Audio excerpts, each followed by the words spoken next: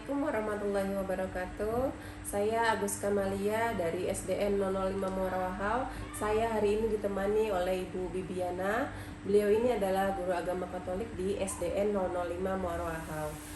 Selamat pagi Bu Bibi. Selamat pagi Bu. Bagaimana kabarnya hari ini Bu? Puji Tuhan baik. Ya, syukurlah. Nah, hari ini kita akan mengadakan percakapan pra-observasi ya Bu ya, sebelum kita melakukan observasi di kelas atau yang disebut sebagai supervisi. Nah, adapun tujuan kegiatan supervisi ini adalah untuk mengetahui dan juga mengevaluasi kegiatan pembelajaran kita yang Ibu lakukan di kelas. Nah, kenapa percakapan pra-observasi ini dilakukan? Sebagai persiapan awal sebelum melakukan kegiatan pembelajaran di kelas agar Ibu itu lebih siap dan lebih percaya diri ketika melaksanakan kegiatan pembelajaran di kelas nanti.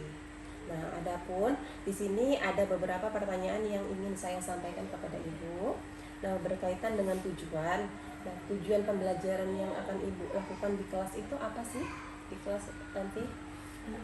Tujuan yang saya akan capai di pembelajaran ini yaitu pertama ada dua tujuan. Tujuan yang pertama itu siswa mampu memahami kisah sengsara Yesus, wafat dan kebangkitannya. Itu tujuan yang pertama. Ya. Tujuan yang kedua itu adalah siswa mampu meneladani pengorbanan Yesus. Jadi setelah mempelajari topik pembelajaran itu, siswa dapat mencapai dua tujuan tersebut. Seperti itu. Ya Bu, berarti dari tujuan pembelajarannya itu adalah siswa dapat memahami kisah sengsara Yesus itu ya. Oke. Lalu untuk area pengembangan yang ingin Ibu capai dalam kegiatan pembelajaran ini seperti apa Bu?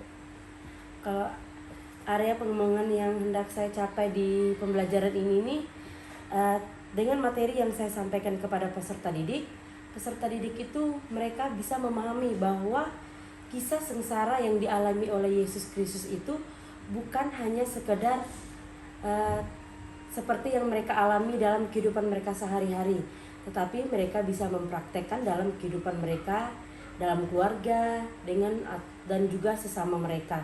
Dan mereka bisa memahami bahwa kisah sengsara yang dialami Yesus itu dari perhentian pertama sampai perhentian ke-14 itu sungguh-sungguh menjadi bekal dalam hidup mereka sehari-hari. Seperti itu. Ya, berarti area pengembangannya ini bahwa siswa itu dapat meneladani kisah-kisah Yesus itu dalam kehidupannya sehari-hari. Ya, seperti itu. Oke. Nah, selanjutnya bagaimana rangkaian pembelajaran yang akan Ibu terapkan di kelas nanti, misalnya seperti strategi, mungkin metode pembelajaran yang akan Ibu lakukan di kelas, seperti itu Ibu. Ya. Yang harus pertama yang saya siapkan itu adalah pertama RPP ya Bu. Ya. RPP itu kita sangat butuh saat kita masuk di dalam kelas. RPP, terus itu media ajar. Oh iya. Kalau dalam ini saya menggunakan media gambar, karena dengan media gambar itu anak-anak lebih memahami. Bisa juga menggunakan media gambar dan media video. Ya. Tetapi anak-anak lebih memahami dengan media gambar supaya mereka bisa memahami bahwa ini kisah sengsara yang dialami Yesus itu dari perhentian pertama sampai perhentian ke-14. Terus metodenya itu BK bisa menggunakan dengan diskusi kelompok, bisa dibagikan kelompok. Jadi mereka bisa membagikan dalam kelompok itu dan menentukan bahwa perhentian ini adalah perhentian pertama sampai ke perhentian ke-14. Seperti itu. Apa saja hambatan yang Ibu hadapi ketika di kelas selama ini mengajar? Hambatan yang saya alami ketika saya di dalam kelas itu, yang pertama itu siswa itu kurang terlibat dalam kelompok. Nah, saat mengerjakan kelompok itu mereka biasanya sibuk sendiri. Terus mereka itu kurang juga kayak membawa buku pelajaran agama. Kadang-kadang mereka bilang mereka lupa atau mereka tidak membawa kitab suci. Setiap kali pelajaran agama kan mereka wajib untuk membawa kitab suci, tetapi mereka jarang sekali membawa kitab suci. Sedangkan dalam pelajaran agama Katolik itu kami selalu mencari di kitab suci. Nah, Terus mereka juga kurang fokus untuk pelajaran. Mereka selalu ingatnya tuh kebanyakan mereka lebih suka banyak bermain. Mungkin ada tipe anak yang bermain sambil belajar, ada juga yang fokus, ada yang tidak. Terus itu kalau kita kasih mereka PR atau tugas, mereka pasti lambat sekali untuk mengerjakan. Kadang-kadang dengan alasan lupa. Nah, seperti itu buah hambatan yang sering saya alami ketika berada di dalam kelas. Ya, Ibu. Baik. Selanjutnya, kira-kira kapan nih Ibu akan melaksanakan kegiatan pembelajaran ini? Misalnya hari apa, jam berapa, dan kelas berapa? Dalam materi ini, kisah sengsara ini terdapat di kelas 5, jam ke-6 dan jam ke-7 di hari Selasa. Baik, berarti ini saya akan masuk ke kelas Ibu. Kegiatan observasi kita berarti akan kita laksanakan di hari Selasa. Di kelas 5 pada jam 6 dan ke-7 ya. Baik, selanjutnya nanti setelah kita melaksanakan kegiatan ini, maka kita akan observasi di kelas Ibu pada hari Selasa depan, Bu ya. Lalu setelah kegiatan observasi itu kita akan melaksanakan percakapan lagi di kegiatan pasca observasi. Oke, baik, Bu. Ya. Nah, selanjutnya dari kegiatan percakapan ini, apa yang Ibu dapatkan dari percakapan kita hari ini? Yang saya dapatkan dari percakapan hari ini, saya dapat mengetahui media apa yang saya gunakan saat saya lakukan atau yang saat saya menerapkan pembelajaran ini di dalam kelas. Kegiatan ini kita akhiri ya Bu ya. Nanti selanjutnya kita akan berjumpa lagi di kegiatan observasi kelas Bu ya. Demikian kegiatan pra observasi kelas hari ini. Semoga kegiatan kami ini akan lancar. Assalamualaikum warahmatullahi wabarakatuh. Selamat siang semuanya. Siang. Oke, hari ini kita lanjut lagi dengan pelajaran agama. Sebelum kita mulai belajar, Ibu minta satu orang untuk pimpin kita dalam doa.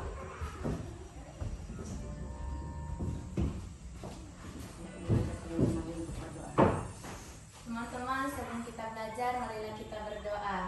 Nama Bapa dan Putra dan Roh Kudus. Amin. Doa. Allah Bapa di surga, kami mengucap syukur kepadamu atas segala anugerah-Mu yang kami alami hingga saat ini. Kami mohon terangilah pikiran dan hati kami, agar kami dapat belajar dengan baik. Kami mau belajar tentang sengsara, wafat, dan kebangkitan Putra-Mu. Semoga kami mampu menguatkan iman kami kepadamu. Demi Yesus, Tuhan dan pengantara kami. Amin. Nama Bapa dan Putra dan Roh Kudus. Amin. Oke, terima kasih Anita. Silakan. Ibu absen dulu ya. Agil, Anita, Hadir. Antoni, Hadir. Franciscus, Hadir. Marianus, Hadir. Antonius, Hadir. semuanya hadir. Hadir. Minggu kemarin kita sudah belajar tentang Yesus Kristus. Hari ini kita akan belajar tentang Yesus menderita, wafat, dan bangkit. Silakan dicatat temanya. Yesus menderita,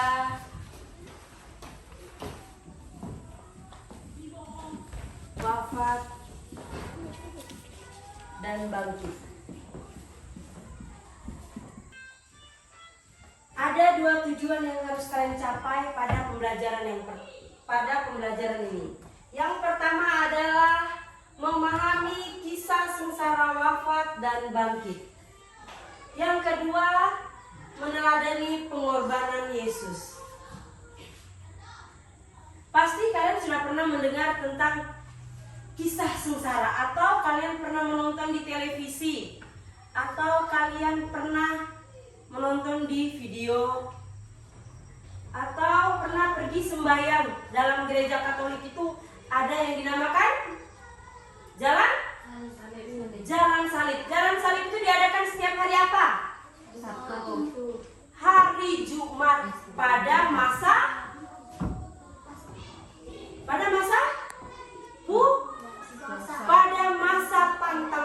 puasa. Di pantang dan puasa itu kita bisa melihat di situ bahwa Yesus menderita, wafat, bahkan sampai mati di kayu salib. Untuk apa Yesus itu wafat, mati di kayu salib? Untuk menebus Ya, dosa-dosa benar manusia. sekali. Untuk mengampuni dosa manusia. Siapa yang sudah pernah menonton film Kisah Sengsara Tuhan Yesus? Pasti semua sudah pernah. Siapa yang tahu ada berapa perhentian dalam Kisah Sengsara Tuhan Yesus? 14. Siapa yang tahu perhentian keberapa apa? Yesus? dijatuhi hukuman mati. Iya, Yesus dijatuhi hukuman mati. Berapa kali Yesus jatuh? 3 kali. Yesus jatuh 3 kali. Siapa yang menolong Yesus memangku salibnya? Simon dari Kirene. Simon dari Kirene. Nah, itu adalah tujuan yang pertama yang harus kalian capai. Yang kedua itu adalah meneladani pengorbanan Yesus. Kalian tadi sudah menyebutkan bahwa Yesus itu mati menderita di kayu salib untuk mengorbankan atau untuk menebus dosa kita. Ya sama, kita pun harus tahu bahwa pengorbanan Yesus untuk diri kita, untuk sesama kita itu sangat luar biasa. Siapa di sini yang rela mati demi orang lain? Siapa di sini yang mau rela mati demi orang lain? Pasti tidak ada. Ibu juga tidak mau mati karena orang lain. Belum tentu Yesus itu mau, belum tentu kita itu sama seperti Yesus mau mengorbankan diri kita untuk orang lain. Contoh kecil, saat kalian kelaparan, teman kalian minta makanan ke kalian. Belum tentu kalian sedang kelaparan, kalian memberi makanan itu kepada teman kalian. Belum tentu. Pasti kalian akan mementingkan diri kalian sendiri, baru orang lain. Tapi beda sama Tuhan Yesus. Tuhan Yesus, dia berkorban untuk kita, untuk menebus dosa kita. Dia rela mati di kayu salib. Itu adalah tujuan yang kedua. Kita berani meneladani sikap sengsara Tuhan Yesus.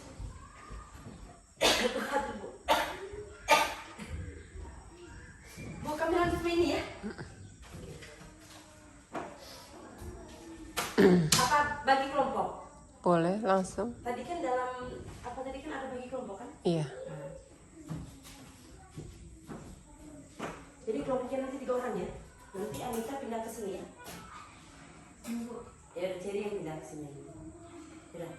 Oke, sekarang Ibu akan bagi kelompok dan kalian akan, setelah kita mempelajari tadi tentang wafat dan pengorbanan Yesus, nah kalian akan mengetahui perhentian keberapa Yesus jatuh, perhentian keberapa Yesus disalibkan, perhentian keberapa Yesus diturunkan, perhentian keberapa Yesus ditolong oleh Simon dari Kirene.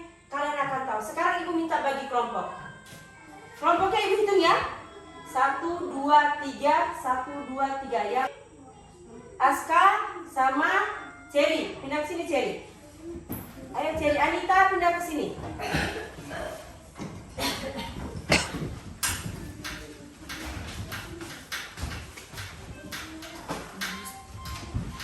Kalau dia yang sudah pernah menonton film Kisah Sengsara, dia akan tahu bahwa ini perhentian keberapa, ini perhentian keberapa. Nah, jadi nanti setiap kelompok dia akan menunjukkan bahwa ini adalah perhentian pertama, ini adalah perhentian kedua, sampai perhentian keberapa? 14. Sampai perhentian ke-14. Jadi setiap kelompok harus aktif untuk menentukan yang mana perhentiannya ya.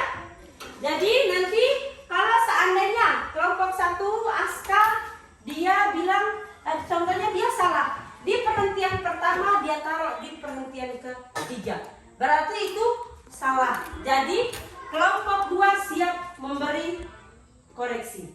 Sudah paham? Paham. Ini Ibu acak ya. Kalian akan tahu. Semuanya harus menentukan. Kelompok pertama Aska duluan.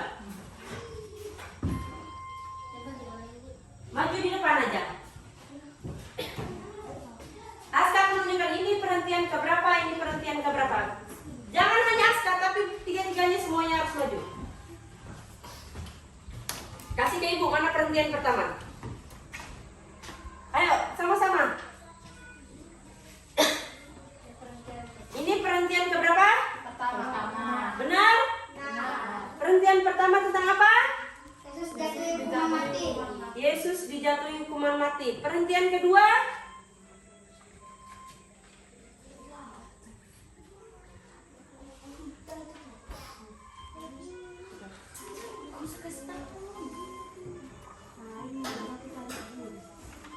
Dibagi biar cepat.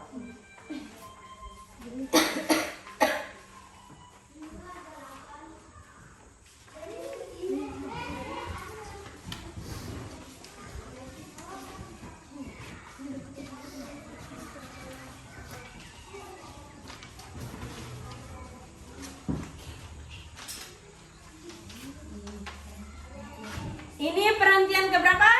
Wah. Yesus dihukum mati. Yesus dihukum mati. Perhentian ketiga? Ayo agak cepat kalian cari dong, yang lain cari.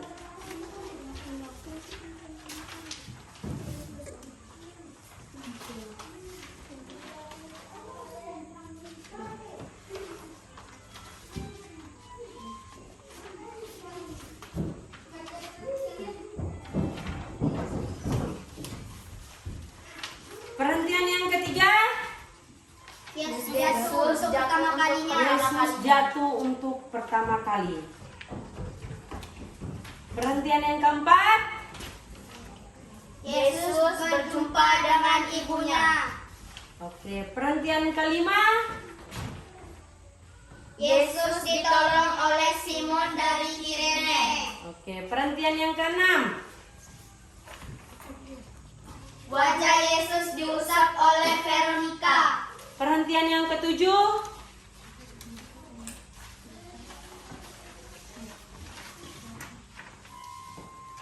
Yesus jatuh untuk dua kalinya. Dua kalinya. Oke, perhentian yang kedelapan?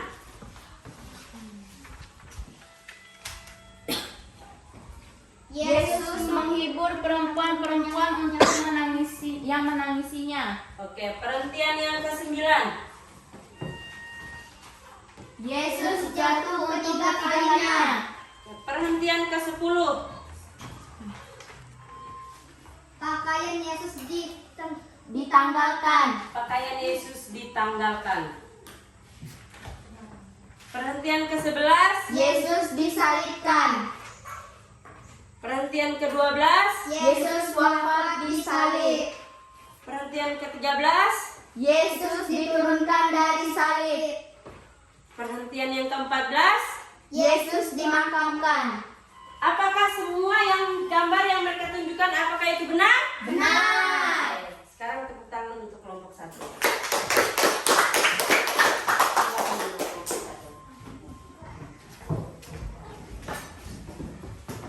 Sekarang lanjut kelompok 2.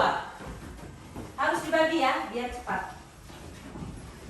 Kelompok 1 perhatikan, kalau mereka menunjukkan itu salah, langsung kasih tahu. Perhentian ke pertama, si jalan yang pertama.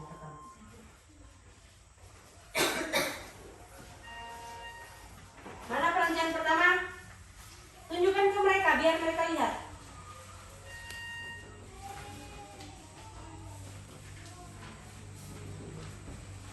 Ini perhentian pertama, apa benar? Benar. Apa? Yesus dijatuhi hukuman mati. Yesus dijatuhi hukuman mati. Perhentian kedua? Yesus dihukum mati. Yesus dihukum mati. Perhentian ketiga? Yesus jatuh untuk pertama kalinya. Yesus jatuh untuk pertama kali. Perhentian keempat? Yesus berjumpa dengan ibunya. Perhentian kelima? Yesus ditolong oleh Simon dari Kirene. Oke, perhentian keenam? Wajah Yesus dirusak oleh Veronica. Oke, perhentian ketujuh?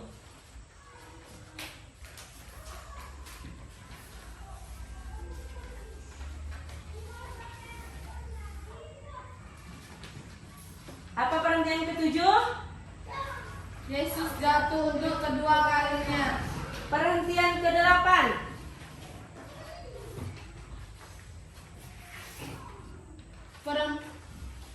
Yesus menghibur perempuan-perempuan yang menangisinya. Perhentian ke-9. Yesus jatuh untuk ketiga kalinya. Ke-10. Pakaian Yesus ditanggalkan. Oke, perhentian ke-11. Yesus disalibkan. Perhentian ke-12. Yesus wafat di salib. Perhentian ke-13. Yesus diturunkan dari salib. Perhentian ke-14. Yesus dimakamkan. Oke, silakan. Tepuk tangan untuk kelompok 4.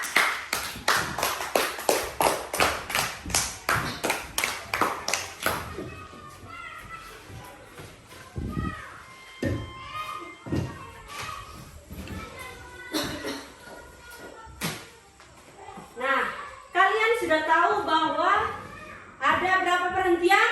14. Ada 14 perhentian. Itu kisah sengsara Tuhan kita Yesus Kristus.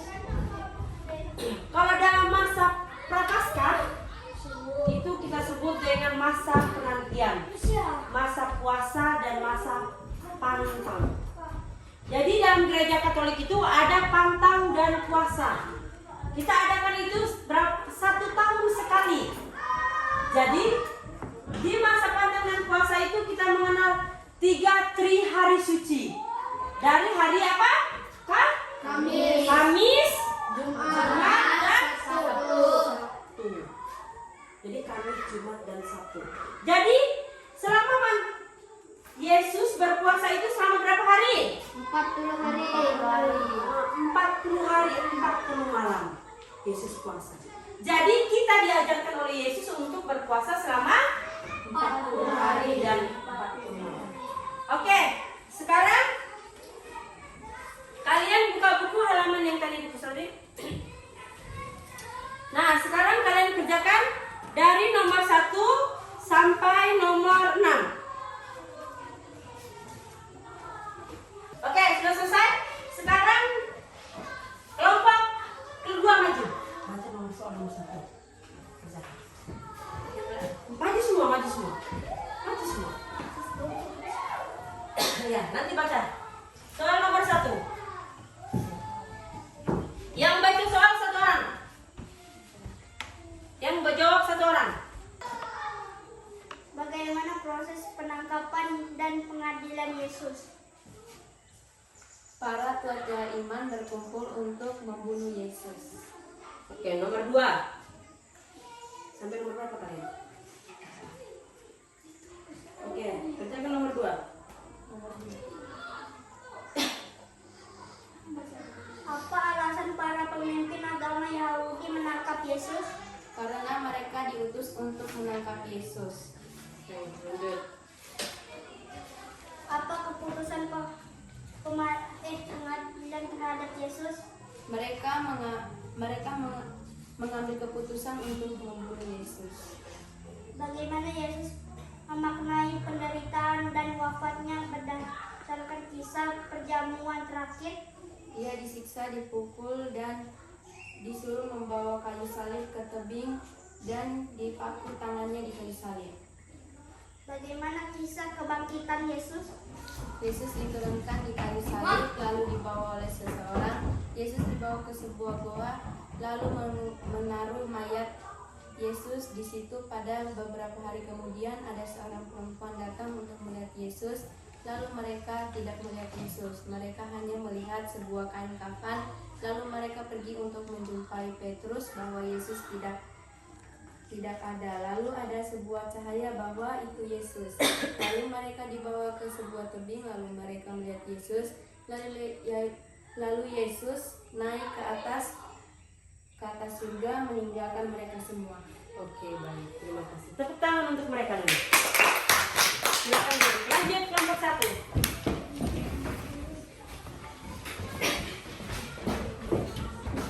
Pertanyaannya di dibaca oleh Aska, jawabannya dibaca oleh Cherry. Yang pertama, bagaimana proses penangkapan dan pengadilan Yesus? Yesus dengan lalu matanya dan orang Yahudi melihat dulu, lalu membawa ke hadapan Pontius Pilatus. Lalu Pontius Pilatus memberi dia hukuman mati, yaitu disalibkan. Pertanyaan nomor 2. Apa alasan para pemimpin agama Yahudi menangkap Yesus? Karena Yesus mengakui bahwa dia adalah raja. Bahwa dia apa? Raja. Bahwa dia adalah raja. Oke, yang ketiga. Apa keputusan pengadilan terhadap Yesus? Yesus mengambil keputusan, dia serahkan Tuhan. Oke, keempat. Bagaimana Yesus memaknai penderitaan dan wafatnya berdasarkan kisah perjamuan terakhir?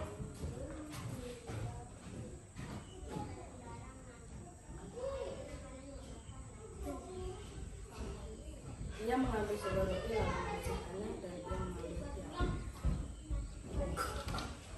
Bagaimana kisah kebangkitan Yesus? Sebuah perempuan datang ke gua. Dia melihat Yesus tidak ada di gua. Dia cuma melihat lalu dia pergi keluar. Dia melihat sedang cahaya. Lalu ia melihat Yesus naik ke atas, disaksikan oleh mereka. Oke, terima kasih. Tepuk tangan untuk mereka dulu. Silakan dulu. Terima kasih atas jawaban yang sudah kalian sampaikan tadi. Benar. Kalian sudah tahu bahwa bagaimana para prajurit itu menangkap Yesus, menghukum Yesus sampai Yesus mati di kayu salib. Dan kalian juga sudah tahu bahwa bagaimana Yesus itu naik ke surga, diangkat ke surga. Kalian sudah tahu bahwa yang tadi perhentian ke berapa? Yesus diturunkan dari salib. Ke-14. Yesus diturunkan di salib. Perhentian ke berapa? Perhentian ke-13 Yesus diturunkan. Yesus dimakamkan perhentian ke berapa? 14. Perhentian ke-14 Yesus. Kalian tahu Yesus di mana Yesus dimakamkan? Di gua.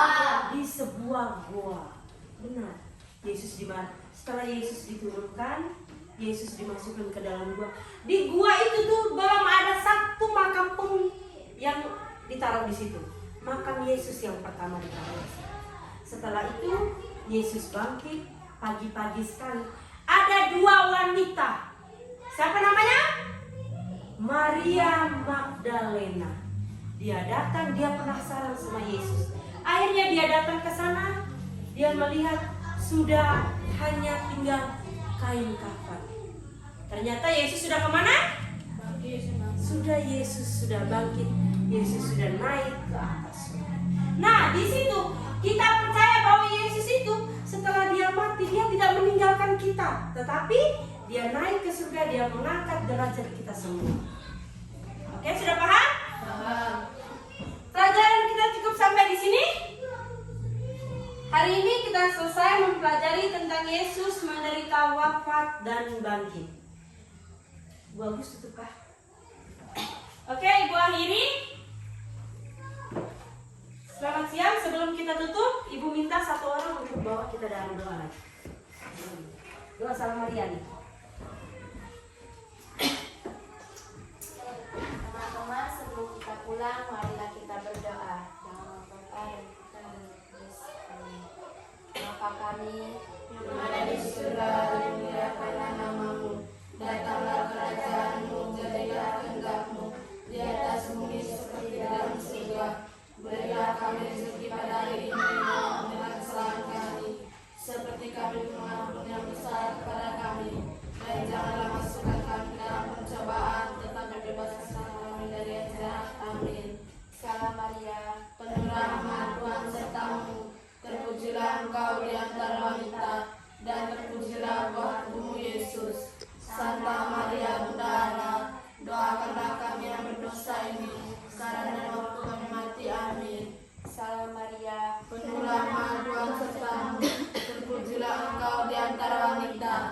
dan terpujilah buah tubuhmu Yesus. Santa Maria Bunda Allah, doakanlah kami yang berdosa ini, sekarang dan pada waktu kami mati. Amin. Salam Maria, Penuh rahmat, Tuhan sertamu, terpujilah engkau di antara wanita, dan terpujilah buah tubuhmu Yesus. Santa Maria Bunda Allah, doakanlah kami yang berdosa ini, sekarang dan pada waktu kami mati. Amin. kemuliaan kepada Bapa dan Putra dan Roh Kudus. Seperti pada permulaan, sekarang, selalu, sepanjang segala abad. Amin. Semoga Allah Bapa di surga mendengarkan doa kita. Amin. Dalam nama Bapa dan Putra dan Roh